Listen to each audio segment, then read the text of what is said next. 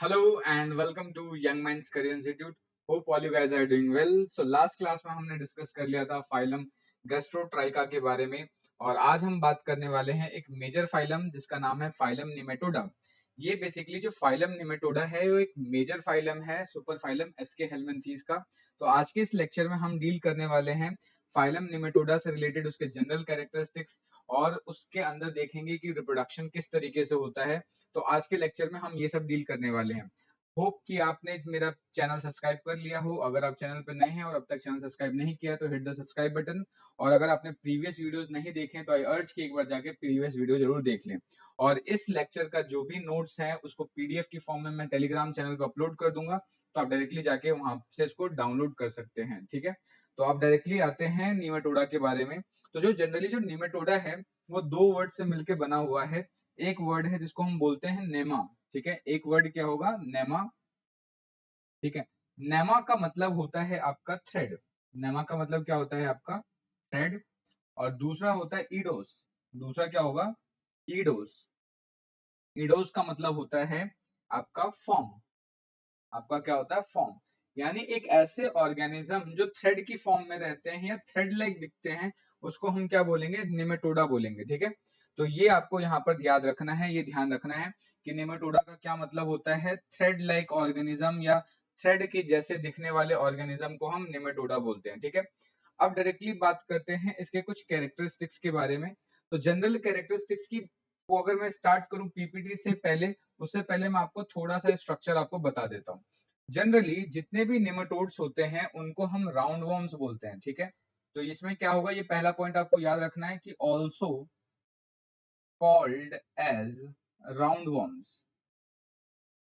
Round worms, इनको round worms बोलते हैं। राउंड वर्म्स बोलने का रीजन क्या है, इसका रीजन ये है कि इनकी जो बॉडी होती है वो सिलेंड्रिकल होती है। ठीक है, बॉडी कैसी होगी, सिलेंड्रिकल होती है, अनसेगमेंटेड होगी। ठीक है, यानी कि इसके बॉडी के ऊपर कोई भी सेगमेंट प्रेजेंट नहीं होगा।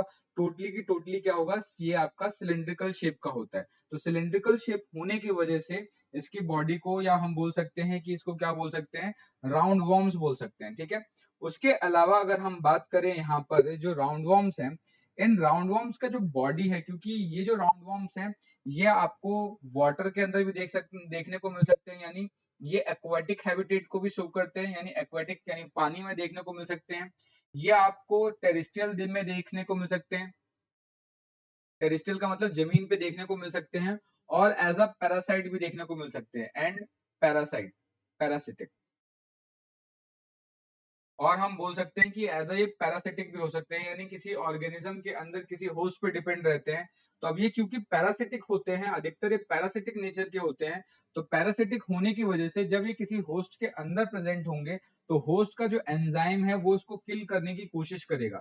तो अपने आप को प्रोटेक्ट करने के लिए जनरली क्या होता है, जब इनका फॉर्मेशन होता है तो इनके बॉडी के ऊपर एक प्रोटेक्टिव कवरिंग का फॉर्मेशन होना स्टार्ट होता है। तो अगर हम बॉडी को, ये जनरली ये वाला जो आप देख रहे हो ये इसका ट्रांसवर्स सेक्शन है। ये हमने क्या ले रखा है, ट्रांसवर्स सेक्शन ले रखा है। ये ट्रांसवर्स सेक्शन है। ठीक है, ये ट्रांसवर्स सेक्शन है हमारा। और इसके बाद अगर ये देखें तो ये इसका वर्टिकल सेक्शन है, हम बोल सकते हैं ये इसका वर्टिकल सेक्शन है। तो ट्रांसवर्स सेक्शन का मतलब क्या है कि अगर मान लेते हैं कि ये इस तरीके से हमारा मान लेते हैं राउंड वर्म है, तो इसको अगर इस तरीके से काटेंगे, अगर ये काट के लेके ये स्लाइस अगर हमें मिल रहा है तो इस स्लाइस को हम क्या बोल रहे हैं यहाँ पे, ये जो कट के जो सेक्शन आएगा इस सेक्शन को हम बोलते हैं ट्रांसवर्स सेक्शन। ठीक है, तो ट्रांसवर्स सेक्शन में अगर हम बाहर से अंदर की तरफ जाएं, तो बाहर से अगर अंदर की तरफ जाते हैं तो जो सबसे आउटर वाला स्ट्रक्चर होता है वो एक क्यूटिकल का स्ट्रक्चर होता है, क्यूटिकल का बना हुआ होता है। और ये जो थिक क्यूटिकल है, ये क्यूटिकल क्या करता है, बॉडी को प्रोटेक्ट करता है। जो जितने भी ये निमेटोड्स हैं इनके बॉडी को बाहर के कोई भी एक्सटर्नल थ्रेट या बोल सकते हैं एंजाइम से प्रोटेक्ट करने का काम करता है। तो यहाँ पर आगे बढ़ने से पहले मैं आपको क्यूटिकल का थोड़ा सा स्ट्रक्चर बता देता हूँ कि क्यूटिकल होता कैसा है। तो अगर मैं क्यूटिकल के स्ट्रक्चर के बारे में बात करूं तो क्यूटिकल का जो सबसे अपर लेयर होता है, अगर मैं थोड़ा सा अगर इसका डायग्राम बनाने की कोशिश करूं तो डायग्राम कुछ इस तरीके का होगा। Let me draw this diagram first, then उसके बाद इसको समझेंगे।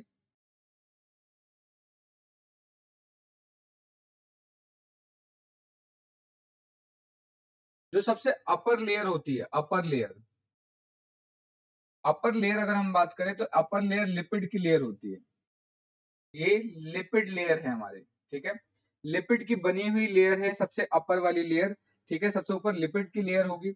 उसके जस्ट नीचे वाला जो रीजन होता है, जस्ट नीचे वाली लेयर, उसको हम बोलते हैं आउटर कॉर्टेक्स। इसको क्या बोलेंगे? आउटर कॉर्टेक्स बोलेंगे, ठीक है। आउटर कॉर्टेक्स के जस्ट नीचे वाला जो स्ट्रक्चर होता है उसको बोलेंगे inner cortex. Inner cortex, inner cortex के बाद वाला जो लेयर होता है, उस लेयर को हम बेसिकली क्या बोलते हैं? मैट्रिक्स। वो हमारा क्या होगा? मैट्रिक्स होगा। मैट्रिक्स के नीचे आपका आता है बेसल लेयर, बेसल लेयर।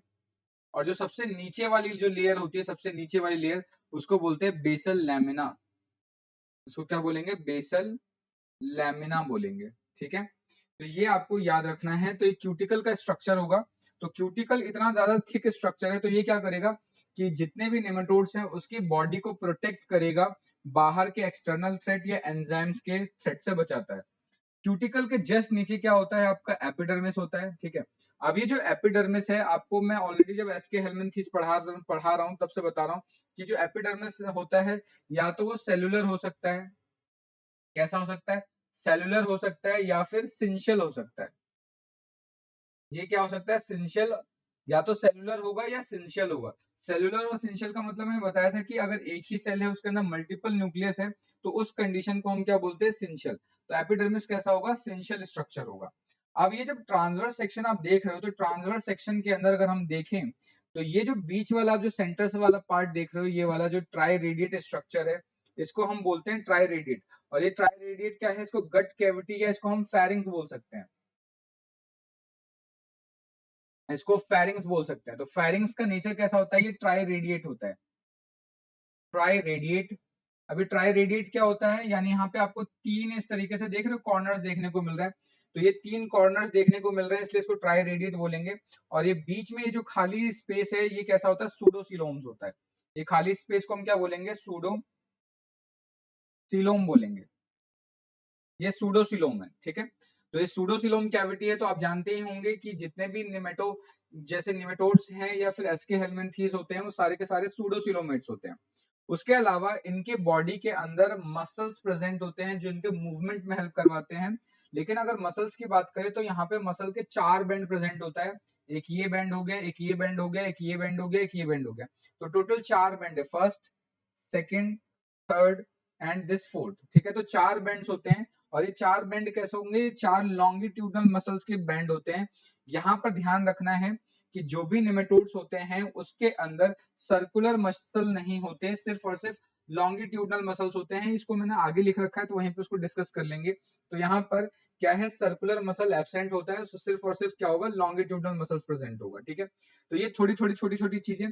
उसके अलावा मैंने एसके हेलमेंथी जब स्टार्ट करा था, तो बेसिक चीजें मैंने ऑलरेडी आपको बता रखी थी कि ये क्या होते हैं? ये ट्रिप्लोब्लास्टिक होंगे।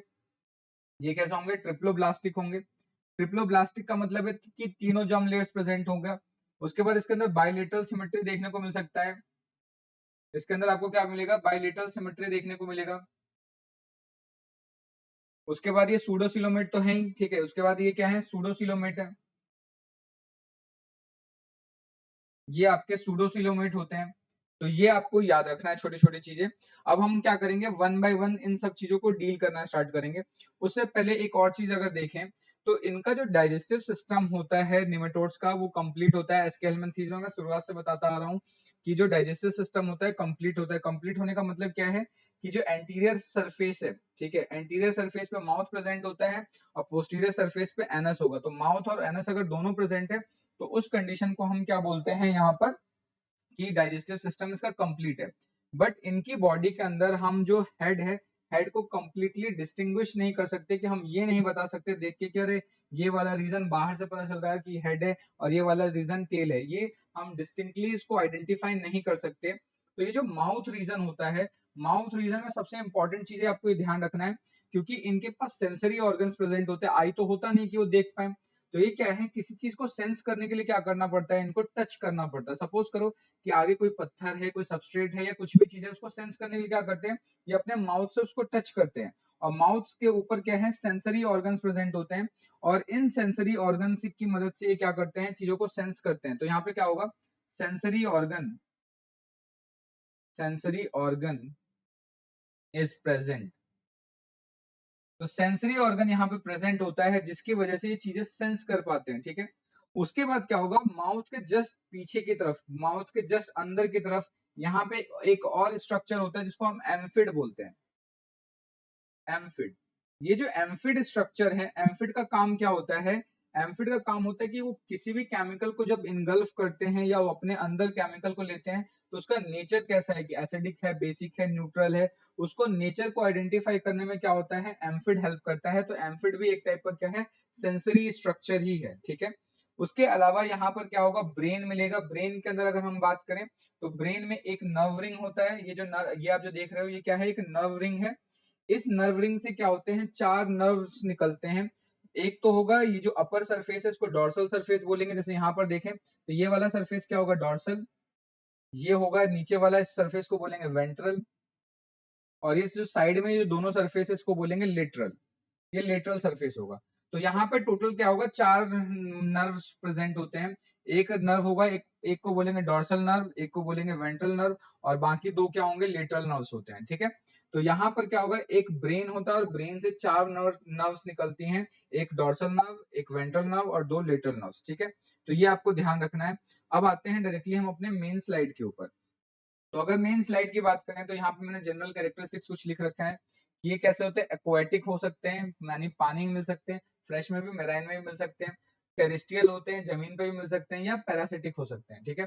पैरासिटिक का मतलब किसी होस्ट के अंदर प्रेजेंट होगा, और इनको हम राउंड वॉर्म्स भी बोल सकते हैं, ठीक है। क्यों, क्योंकि बॉडी इनका सिलेंड्रिकल होता है। बॉडी इनका कैसा होगा, इलोंगेट यानी लंबा होगा, सिलेंड्रिकल होता है, और अनसेगमेंटेड होता है, यानी बॉडी के अंदर कोई भी सेगमेंट प्रेजेंट नहीं होता, नो सेगमेंटेशन इज फाउंड, ठीक है। नेक्स्ट बात करें तो बॉडी वॉल इनका क्या होता है, थिक होता है। थिक क्यूटिकल का स्ट्रक्चर बनता है, जो मैंने ऑलरेडी वहां पे आपको बना दिया था। ये क्यूटिकल का काम क्या होगा, बॉडी को प्रोटेक्ट करता है फ्रॉम द एंजाइम और एक्सटर्नल थ्रेट, ठीक है। नेक्स्ट, उसके जस्ट नीचे जो एपिडर्मिस होता है, एपिडर्मिस कैसा हो सकता है, सेलुलर हो सकता है या सिंशियल हो सकता है। सिंशियल का मतलब क्या होता है, एक सेल में एक से ज्यादा न्यूक्लियस, ठीक है। अगर एक सेल में एक से ज्यादा न्यूक्लियस होता है तो उस कंडीशन को हम सिंशियल बोलते हैं। उसके अलावा अगर हम बात करें यहाँ पर, तो 4 मसल्स की अगर बात करें तो 4 यहाँ पे लॉन्गिट्यूडनल मसल्स होते हैं। सर्कुलर मसल यहाँ पर एब्सेंट होते हैं। और ये जो ऑलरेडी मसल्स है, मैंने उसको आपको बना के दिखाया था यहाँ पे। ये क्या है, ये 4 मसल्स प्रेजेंट होंगे यहाँ पर, ठीक है। तो इस तरीके से 4 मसल्स प्रेजेंट होते हैं। सीलिया, सर्कुलेटरी सिस्टम और रेस्पिरेटरी सिस्टम टोटली एब्सेंट होता है, यहाँ पर ऐसा कुछ भी नहीं होता, सीलिया विलिया, ठीक है। डाइजेस्टिव सिस्टम कंप्लीट होता है। कंप्लीट का मतलब क्या होगा, एंटीरियर पार्ट में माउथ होगा, ठीक है। माउथ और एनस दोनों चीजें प्रेजेंट होती है। तो माउथ और एनस दोनों अगर प्रेजेंट हो तो उस कंडीशन को बोलेंगे कि डाइजेस्टिव सिस्टम कंप्लीट होता है। फेरिंग्स की बात करें तो फेरिंग्स मस्कुलर होता है, सो दैट कि ये मूवमेंट को सपोर्ट कर सकता है, और साथ के साथ ग्लैंड्स प्रेजेंट होते हैं जो डाइजेशन में पार्टिसिपेट करते हैं। उसके अलावा इनकी जो बॉडी है वो tube within tube body plane है, या tube within tube type की स्ट्रक्चर होती है। तो ट्यूब विद इन ट्यूब का क्या मतलब होता है, सपोज करो ये मेन स्कैरिस है हमारा, ठीक है। ये मेन स्कैरिस है, ये भी एक ट्यूब की तरह बिहेव कर रहा है, यानी एक ट्यूब जैसा स्ट्रक्चर लग रहा है। और इस ट्यूब के अंदर क्या होगा, पूरा एक एलिमेंट्री कैनाल, या बोल सकते हैं एक पूरा का पूरा इनका डाइजेस्टिव सिस्टम के लिए कैनाल प्रेजेंट होगा। तो ये एक सेकंड ट्यूब है। तो यहाँ पे 2 ट्यूब देखने को मिल रहा है, ये सेकंड ट्यूब है, ये फर्स्ट ट्यूब है। तो ट्यूब के अंदर ट्यूब बना हुआ है, तो इसलिए इसको, इस सिस्टम को क्या बोलते हैं, tube within tube body plane बोलेंगे। उसके अलावा ये ऑलरेडी हम पढ़ चुके हैं कि ट्रिप्लोब्लास्टिक होंगे। ट्रिप्लोब्लास्टिक का मतलब कि तीनों जर्म लेयर प्रेजेंट होगी, यानी एक्टोडर्म, मेसोडर्म, एंडोडर्म तीनों ही प्रेजेंट होगा। बायलेटरल सिमेट्री होता है। बायलेटरल सिमेट्री का मतलब कि यहाँ पे किसी एक पर्टिकुलर प्लेन से ही इसको 2 इक्वल हाफ में डिवाइड कर सकते हैं, और किसी दूसरे प्लेन से नहीं कर सकते। तो ये जो डॉटेड लाइन है, ये डॉटेड लाइन क्या है, ये इसका प्लेन है कि इस प्लेन से अगर इसको कट करें तो ये 2 इक्वल हाफ में डिवाइड हो जाएगा, ठीक है। उसके बाद सूडोसिलोमेट्स होते हैं। सूडोसिलोमेट के बारे में ऑलरेडी बताया था कि जो मेसोडर्म की लाइनिंग होती है वो सिर्फ एक्टोडर्मल लेयर के पास ही होती है। एंडोडर्म लेयर पे मेसोडर्म की कोई लाइनिंग नहीं होती, जिसकी वजह से इसको क्या बोलते हैं, सूडोसिलोमेट बोलते हैं। तो ये आपको याद रखना है। नेक्स्ट यहाँ पे जो डायग्राम आप देख रहे हो, ये डायग्राम क्या है, डाइजेस्टिव सिस्टम का। तो डाइजेस्टिव सिस्टम में आगे क्या होगा, एंटीरियरली माउथ प्रेजेंट होगा।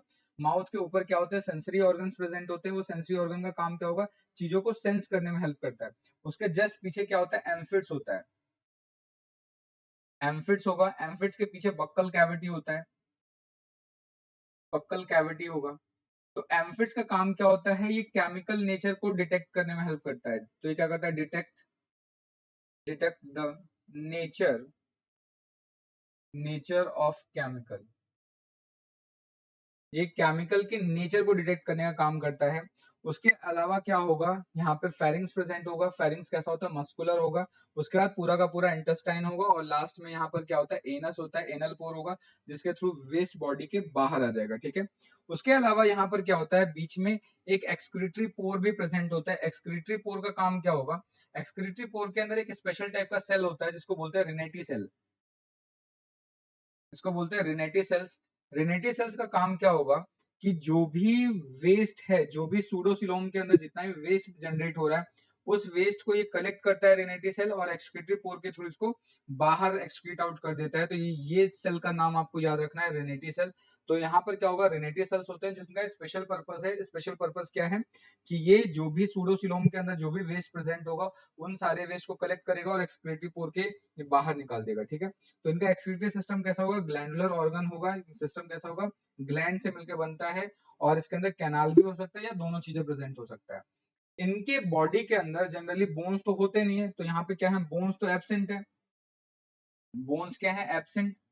तो जब बोन्स एब्सेंट है तो इनके स्केलेटन को बनाने के लिए या इनका जो स्ट्रक्चर है, उस स्ट्रक्चर को प्रॉपर मेंटेन करने के लिए क्या होता है, इनके बॉडी के अंदर एक फ्लूइड भरा हुआ होता है और वो फ्लूइड क्या करता है, प्रेशर क्रिएट करता है और उस प्रेशर की वजह से इनका जो शेप है वो शेप पर्टिकुलरली मेंटेन रहता है। अब क्योंकि यहाँ पर जो शेप इनका मेंटेन हो रहा है वो फ्लूइड की वजह से हो रहा है, फ्लूइड के प्रेशर की वजह से हो रहा है, तो इसलिए उनका जो स्केलेटन का जो मेन बनाने का जो काम है, जो स्केलेटन बन रहा है, वो किसकी वजह से बन रहा है, फ्लूइड की वजह से बन रहा है। तो ऐसे स्केलेटन को बोलते हैं हाइड्रोस्टैटिक स्केलेटन। तो यहाँ पे क्या हो रहा है कि शेप मेंटेन्ड होता है, maintained shape, maintained the shape, maintained the shape due to fluid. तो अगर फ्लूइड की वजह से शेप मेंटेन करके रखते हैं तो उस कंडीशन में ऐसे स्केलेटन को बोलते हैं हाइड्रोस्टैटिक स्केलेटन। उसके अलावा यहाँ पे मॉल्टिंग प्रेजेंट होता है। मॉल्टिंग का क्या मतलब होता है, सपोज करो कि कोई भी ऑर्गेनिज्म है, जब वो यंग स्टेज में होता है तो अपने बॉडी के ऊपर से जो उनकी कवरिंग्स होती हैं, अलग अलग सेल्स होते हैं, उन सेल्स को हटा के एक नया सेल्स चढ़ाना, या बोल सकते हैं कि अपने आप को थोड़ा सा मॉडिफाई करना, उस कंडीशन को बोलते हैं यहाँ पे मॉल्टिंग। ठीक है, तो यानी यहाँ पे क्या है, एक लेयर को हटा के दूसरी लेयर, यानी पुरानी लेयर्स को हटा के एक नई प्रोटेक्टिव लेयर का फॉर्म या नई प्रोटेक्टिव लेयर को अपने ऊपर बना लेने के प्रोसेस को क्या बोलते हैं, मॉल्टिंग बोलते हैं। ठीक है, उसके अलावा एक चीज यहाँ पर आपको ध्यान रखना है, जो जितने भी आपके ये जो निमेटोड्स हैं, इनके अंदर जो मूवमेंट होता है, मूवमेंट मूवमेंट वो मूवमेंट कैसा होता है, वो अंडुलेटिंग मूवमेंट होता है, अंडुलेटिंग मूवमेंट। ये अंडुलेटिंग मूवमेंट को शो करता है। अब ये पूछेंगे कि अंडुलेटिंग मूवमेंट क्या होता है, तो अंडुलेटिंग मूवमेंट को हम ऐसे समझ सकते हैं, सिंचन को कभी देखा है आपने, सिंचन को अगर चलना होता है तो कैसे करता है, अगर नीचे अगर उसकी मम्मी उसको मार देती है मिर्ची नोहारा, तो क्या करता है, वो नीचे की तरफ ऐसे लेटा हुआ रहता है, फिर अपने आप को थोड़ा सा ऐसे उठाता है, फिर लेटता है, फिर थोड़ा उठाता है, फिर लेटता है। तो यानी क्या है, ऊपर नीचे इस तरीके से मूवमेंट करता है, यानी पहले ऐसे थोड़ा ऊपर जाएगा, फिर नीचे जाएगा, फिर नीचे जाएगा, फिर ऊपर जाएगा, फिर नीचे जाएगा।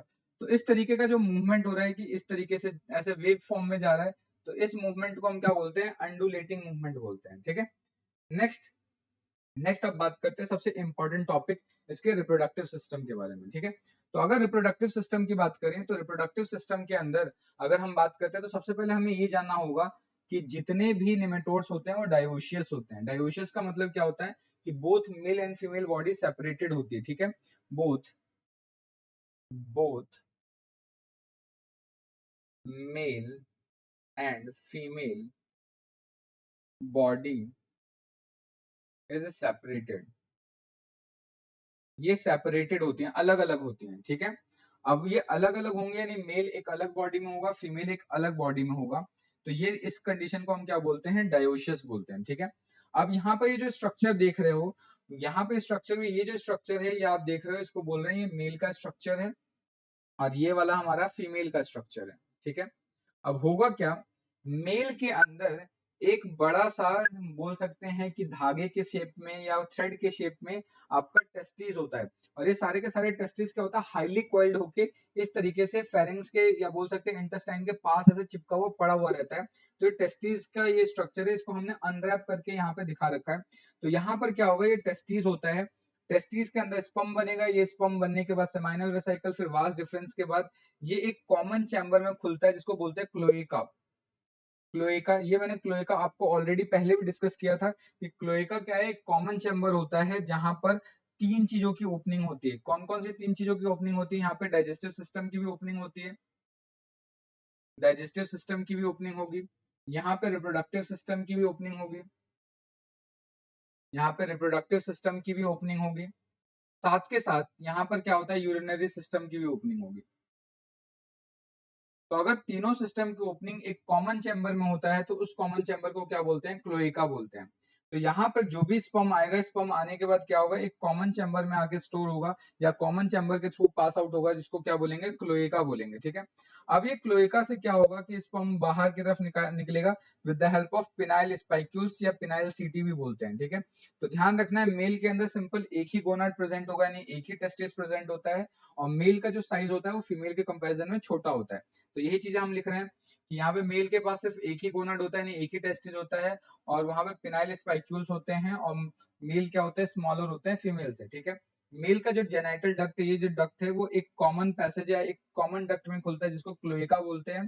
तो यहाँ पे क्लोएका देख रहे हो, यहाँ पे देखो, ये डाइजेस्टिव सिस्टम का पार्ट भी यहीं पे आगे खुलेगा, एक्सक्रीटरी सिस्टम का पार्ट भी खुलेगा। तो तीनों चीजें कॉमन चैम्बर में खुलते हैं, इसलिए इसको क्लोएका बोल रहे हैं। ठीक है, उसके बाद अगर फीमेल्स की बात करें तो फीमेल्स में दो गोनाड्स या दो ओवरी प्रेजेंट होते हैं, और इनके लिए एक सेपरेट ओपनिंग होती है। ठीक है, यहाँ पे जो सेपरेट ओपनिंग होगी उसको जेनाइटल पोर बोलते हैं। ठीक है, यहाँ पे क्या बोलेंगे, उसको जेनाइटल पोर बोलते हैं। तो यहाँ पे सेपरेट ओपनिंग होगी, यहाँ पर क्या होगा, क्लोएका में ओपनिंग नहीं होगी। जैसे मेल के अंदर क्या हो रहा था कि जो इस टेस्टिस वाला जो पार्ट है उसकी ओपनिंग क्लोएका में हो रहा था, लेकिन फीमेल्स में ऐसा नहीं होगा। फीमेल्स के अंदर क्या होता है, ये जो ओपनिंग होगी एक सेपरेट चैम्बर में होगी या एक सेपरेट पोर के थ्रू होगी, और इस सेपरेट पोर को हम क्या बोलते हैं, जेनाइटल पोर बोलते हैं। तो यहाँ पर क्या होगा, दो ओवरी होंगे, जैसे अभी स्ट्रक्चर देख रहे हो, ये सारी की सारी हाईली कॉइल्ड फॉर्म में क्या है, यहाँ पे बोल सकते हैं इंटेस्टाइन के पास पड़ी हुई रहती है। ठीक है, लेकिन बहुत कॉइलिंग होती है। तो ये जो डायग्राम आप देख रहे हो इसको हमने अनरैप कर रखा है, इसको खोल रखा है, सो दैट कि आप इसको अच्छा आसानी से समझ पाए। तो यहाँ पर क्या होगा, ओवरी प्रेजेंट होगा, इस ओवरी से जो भी स्पर्म बन सॉरी इस ओवरी से जो भी एग बनेगा, एग बनने के बाद क्या होगा, ओविडक्ट के थ्रू यूट्रस में जाएगा, यूट्रस के पार्ट वाले ये जो पार्ट है इसको वेजाइना बोलते हैं। उससे पहले यहाँ पे एक और स्ट्रक्चर होता है जिसको हम बोलते हैं सेमाइनल रिसेप्टिकल, इसको बोलते हैं सेमाइनल रिसेप्टिकल, इसको बोलेंगे सेमाइनल रिसेप्टिकल। तो यहाँ पर क्या होगा कि जब यहाँ जर्म पोर के थ्रू, यहाँ पे जो जेनाइटल पोर है इसके थ्रू जब स्पर्म एंटर करेगा तो कुछ समय के लिए जो स्पर्म है उसको यहाँ पे स्टोर किया जाता है सेमाइनल रिसेप्टिकल्स के अंदर, ये ध्यान रखना है। तो ये वाला क्या होगा, यहाँ पे आगे वजाइना होगा और इसके थ्रू यहाँ से बाहर एग जा सकता है, या बोल सकते हो कि स्पर्म की एंट्री इसी के थ्रू होती है। ठीक है, तो ये आपको याद रखना है। अब क्योंकि यहाँ पे जो फर्टिलाइजेशन होगा वो अंदर ही होगा, बॉडी के अंदर ही होगा, बॉडी के बाहर नहीं होगा, इसलिए फर्टिलाइजेशन कैसा होगा, यहाँ पे इंटरनल होता है। डेवलपमेंट डायरेक्ट होगा, डायरेक्ट का मतलब क्या है, यहाँ पे कोई भी लार्वल स्टेजेस देखने को नहीं मिलेंगे। ठीक है, तो नो लार्वल स्टेज। ठीक है, डायरेक्टली अडल्ट का फॉर्मेशन होगा, लार्वल स्टेजेस यहाँ पर नहीं होंगे। ठीक है, यहाँ पे ना तो एसेक्सुअल रिप्रोडक्शन होता है, ना ही रीजनरेशन आपको देखने को मिलता है। फॉर एग्जाम्पल अगर हम देख सकते हैं तो एस्कैरिस हो गया, निकेटर हो गया, वाउचीरिया हो गया, ये सारे के सारे क्या हैं, ये रिप्रोडक्टिव सिस्टम के बारे में था। ठीक है, तो ये हमने डिस्कस कर लिया रिप्रोडक्टिव सिस्टम। तो आज का जो लेक्चर है वो बस हमारा इतना ही था। होप कि आपको वीडियो अच्छे से समझ में आ गई होगी। फिर भी कोई टॉपिक है, कोई टर्म है जो समझ में नहीं आया तो you are free to comment, आप फ्री करें। कोई सजेशन है वीडियो को लेके तो आप जरूर सजेशन करें, सजेशन दीजिए, इससे क्या होगा, मैं अपने आप को इम्प्रूव कर पाऊंगा और वीडियो अच्छी अच्छी बननी स्टार्ट होगी। तो मिलते हैं नेक्स्ट वीडियो के साथ नेक्स्ट लेक्चर में, तब तक के लिए जय हिंद दोस्तों, थैंक यू।